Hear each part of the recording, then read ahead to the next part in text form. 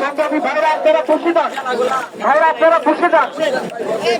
আচ্ছা ভাই, একটা ব্যাপার হচ্ছে কি, আমরা যদি দাঁড়ায় থাকি, আমাদের পিছনে যারা দাঁড়ায় আছে ওরা কিন্তু সামনে দেখতেছে না।